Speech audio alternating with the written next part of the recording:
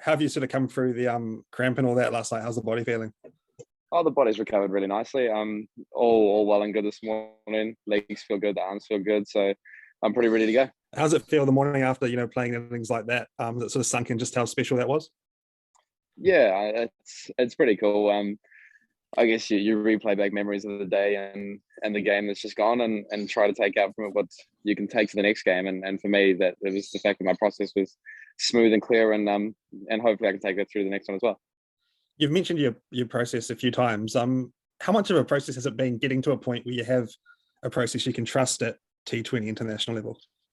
It's been a long time coming. It's been a work on for the last couple of years, especially since the last World Cup, where I found that I was becoming really outcome focused, and my joy for the game actually went downhill because it was so ridden on success and failure of runs. So to be able to find something that I could succeed at that had a high rate of success, and therefore I could enjoy things more, definitely made a huge difference. And then just understanding that the training that I've done over the years of playing cricket, allowing it to actually harness its own, I guess, energy and let the brain do what it's designed to do. That last World Cup, that was only a year ago. How did you sort of come away from that tournament? Obviously, there was the loss in the final. You come away from that tournament thinking you sort of could have done better. Was that sort of how it was? What was it like for you? Yeah, massively so. I mean, we did really well as a team, and I managed to play my role in a few of those games, but I definitely felt like I could have done better, and that was me being exceptionally outcome focused. And I think through the whole year with COVID and all the protocols in place as well, we were all very mentally drained. So when it came to the time of the year where the World Cup was coming around, that outcome focus had sort of slipped through the performances throughout the year, which had been really good, but I didn't necessarily know why they were good. So when they weren't necessarily going as good in the World Cup, I didn't really have much to turn back on. So I was really riding the up and down wave, and especially with the intensity of a World Cup, it really hits you a little bit harder if you're not doing well. And just lastly from me, a bit of a random one. I was having a bit of a search last night. I found this story from 2017, one of your first Black Caps matches, where you took a Nelson, where you took a catch, wicket keeping, sort of pretty spectacular. And afterwards, you said it was only the third best catch you'd taken, and you said the best catch you'd taken was in year 6. Does that ring a bell? Yeah, but yeah. Way back in the day, it was a one-handed diving catch to my left at point. But obviously, I think memories sort of fade as you get older. So I've probably played it up to be more than it in my head. I've probably played it up to be more than it was actually worth. My little 6-year-old or 9-10-year-old self trying to dive and thinking it's all miraculous. But now I guess the catch the other night would definitely be my best catch I've ever taken. No, cool. I just wanted to get an update on the Glenn Phillips catch power rankings. So no, we've got a new #1 ranking. No, cool. Thank you. Cheers. Hey, JP. Can you just talk me through how you find yourself in pressure situations, obviously coming in at 15 for 3? What do you do to rise to that occasion? I guess I bring it back to that process piece, which involves my game plan, understanding what the situation is, what game plan is required, and then sticking to the process of watching the ball and making the right choice and trusting that the right choice will be made. But all the conversations that happen beforehand, ideally filter in and sit in the back of my mind so they can be made unconsciously. And the chat's out there with Daryl. He was an absolutely excellent partner to have out there because he has such a positive intention, a positive mindset that there's no situation that he doesn't believe he can tackle. And that really made me believe as well that it's possible. And I guess also having a couple of situations through the blast and other situations around the world where I've been in a similar position, and when it's come off and it's been done right, understanding that I do have the experience backing me that I can do it. It's not a task that's I guess too difficult to complete. And with a guy like Daryl out there and knowing that you've got Niche and Sadness still in the hut, it gives you a lot of confidence knowing that we've got a batting lineup that goes that deep, and allowing ourselves to understand that with the intensity, it wasn't necessarily about shot making. It was more about our intensity of presence, our running between the wickets, which I think really got us going to know that we were never right out of the game. Just go back to what you were saying before about the enjoyment and how you kind of lost that. What was that like for you to, would you say you fell out of the love of the game? Yeah, it's always a hard one to say because as a professional, it's your job and it's our job to entertain people, and you have to put a show on during the day, and ideally nobody ever sees that side where you're actually not enjoying it. But when you yourself go look in the mirror and say, where am I at? And for me, I like to look at things as honestly as possible. And sometimes that's about peeling it back and being honest to the point where, yes, I wasn't enjoying things, and that's okay. And what's the process to get to where I am going to enjoy things again? How do I find enjoyment in a game that I've got to consistently keep playing? There's not necessarily any break available to be able to go and cleanse and rewash things out. So, being back home for the home summer was definitely helpful. I could go on hikes and I could surf and hang with family and friends and stuff, which is a huge help after all the COVID bubbles. But when it came back to cricket side of things, I did need to find something that I was going to enjoy in cricket specifically, because when the next break is going to come, you never know. So how can I enjoy my cricket as much as possible and have more success when it's got absolutely nothing to do with runs, wickets, catches, all that sort of thing? Does the century last night then, is it even sweeter having gone through that? Yeah,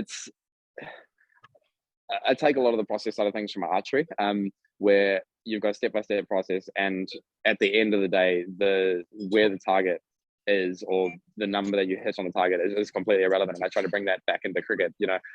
If the process is taking care of itself, the outcome will automatically come. And to understand and live in the moment that the process produced that outcome was really satisfying. But getting to that outcome, the journey of it, the process through it, was the more satisfying piece for me. It's just really cool to see things pay off, and then you trust the process that little bit more. Just finally, I know you said last night that it was all good, but how has the body pulled up today after that cramp? Plenty of fluids? Yeah, plenty of fluids, a lot of cramp fixes. It's pulled up really well. And I was very lucky that I didn't get completely full on cramp. The boys were very nice to me and told me to get off the field before anything really, really got to extenuating circumstances. So I was very grateful for that. And today I'm feeling much better. Easy. Thanks, mate. Thank you.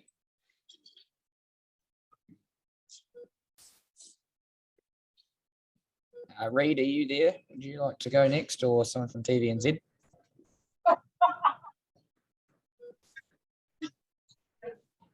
I'm not sure either of those ones are there. Andy V or Chappie, have you guys got another question? Glenn, did you just mention archery? Yeah. Did I hear you right? Can you talk a bit about that and what that means for you? So a couple of years back, I started shooting just as a fun part-time thing, and I suppose my sporting addictive personality took over, and it's not something that I can just particularly do for fun. It's the same with my hiking and my surfing and mountain biking. It always goes at 100%. So very quickly, I bought the next level bow up. I bought the next equipment, but then the understanding of and the life lessons I learned through archery, through competition, and competing at a high level meant that I was able to learn things and bring them back to cricket. So as I said, that process piece is incredibly crucial, and I've tried to use that as much as possible in cricket, and I've tried to bring it into my bowling as much as well. The bowling side of things and the process piece there is still very new to me, so I'm still a little bit outcome focused there, but it's trying to build on what the steps to get into the outcome are, not necessarily looking at what the outcome was as the success or failure option. It's, say I've got a 5 or 6 step process in archery. If I hit those 6 steps and shoot with a feeling of, I don't know, say 70%, then that's a tick, that's a win, and I can win at that every time, regardless of whether I hit a 10 or whether I get 50 runs or 10 runs. It's something that I can come back to and go, okay, I faced 8 balls today. I hit my process for those 8 balls. That's 8 processes that I've got that I didn't have before I went out to bat, or 100 processes for 4-day cricket or something like that. It's something that I've managed to break down easier and find success at and enjoyment at, completely regardless of runs.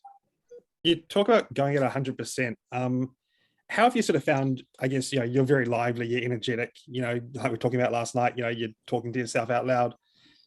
How have you sort of found being yourself within the broader sort of team environment and knowing that you can come in and go 100% and be lively, even if that's perhaps not the same way everyone else goes?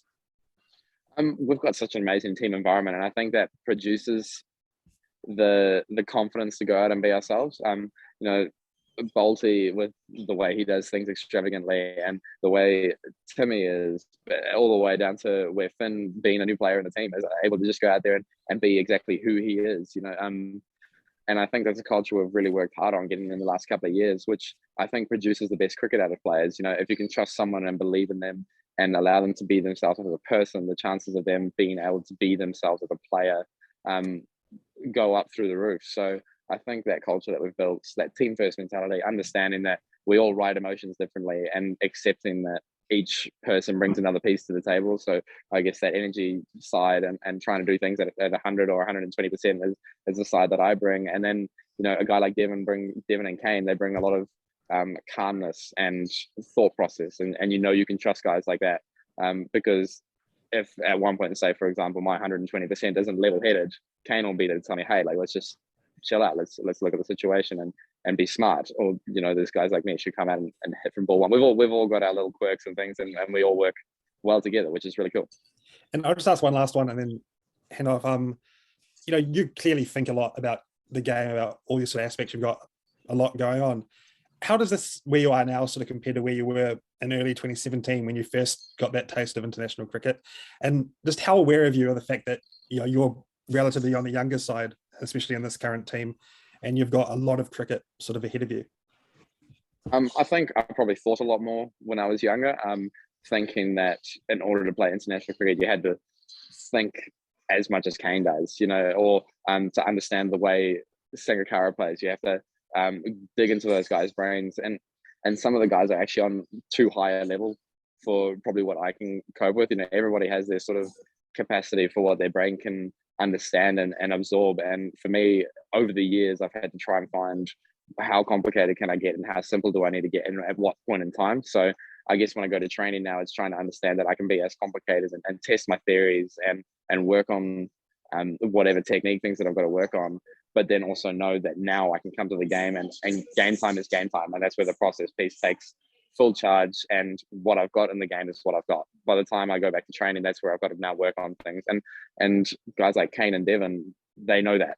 But a guy like myself, I had to learn that over time. We don't just get there. And you got to try and learn as much of other guys as possible and take little pieces of information, but understanding there's a give and take scenario in there, that we're all different players. We all have to understand our own game at the end of the day. And it comes down to being as honest as possible with yourself to what your, I guess, brain and your strengths require. So I guess for me, it's understanding there's a mix between being complicated and simple. Oh, cool, thank you. Cool. And just the last question here, GP from Reed, whose microphone's not working, just around England up next as your next opponent. Obviously, we played them in the semi-final last year. What are you expecting from them and how their team's probably progressed since the last time you faced them?